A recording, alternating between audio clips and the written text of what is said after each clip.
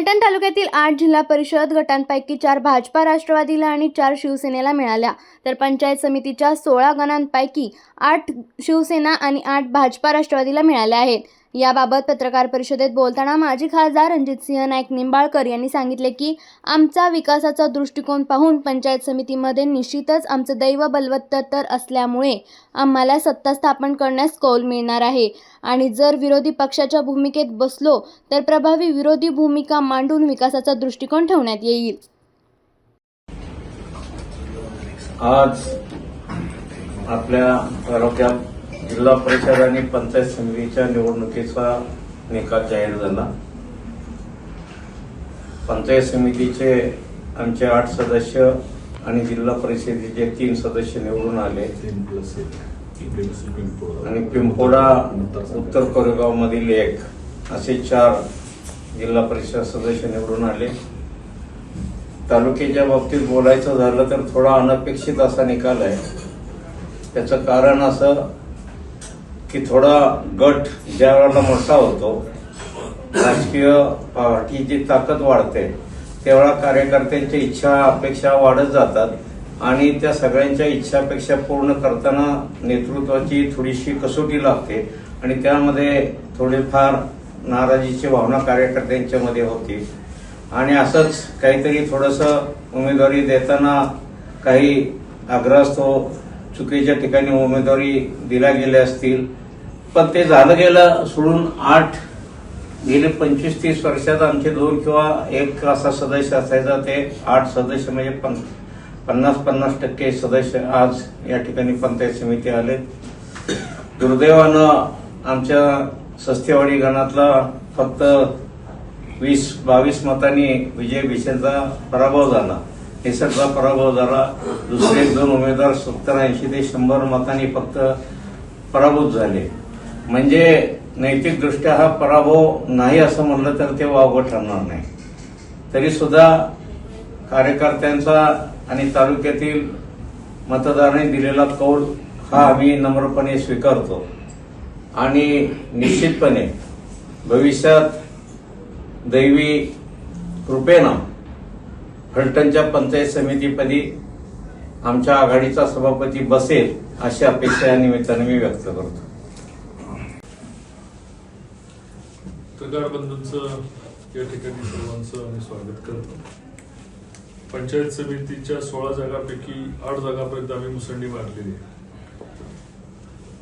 काही जागा अतिशय निसटत्या मताने आम्हाला त्या ठिकाणी पराभव घ्यावा लागला।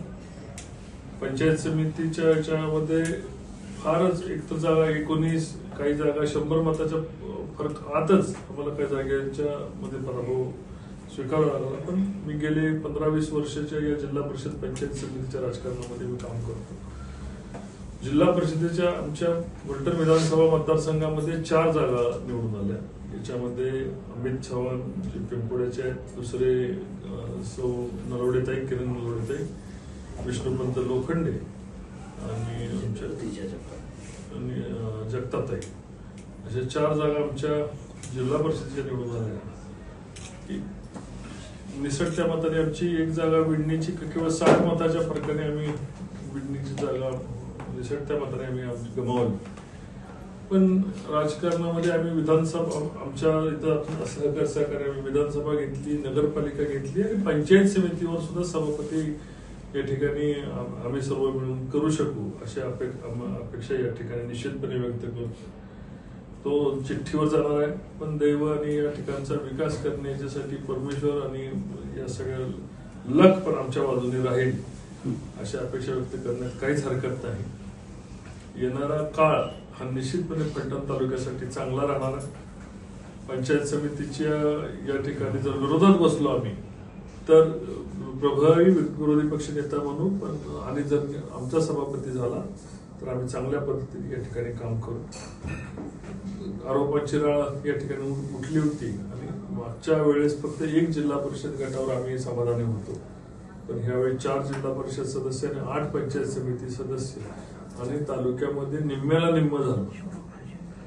कोण म्हणत असेल की आम्ही या ठिकाणी पंचायत समिती सत्ता, तर आम्ही पण म्हणू शकत नाही, तेही म्हणू शकत नाही, कारण हा टाळ झालेला आहे। अशा विचित्र अशा टायमधनं या ठिकाणी आता हल्लक फॅक्टरवर आम्हाला जावं लागणार आहे. तालुक्यातल्या जनतेने एक असा विचित्र असा कौल त्यांना ना आम्हाला पंचायत समितीला मिळाला. या जे काय प्रसंग असेल त्या प्रसंगाला समोर जाणार आहे. जे काही 16 पंचायत समितीचे आणि 9 जिल्हा परिषदेचे उमेदवार या ठिकाणी विजयी झाले त्या सर्व उमेदवारांचं मी मनापासून आमच्या सर्वांच्या वतीने अभिनंदन करतो.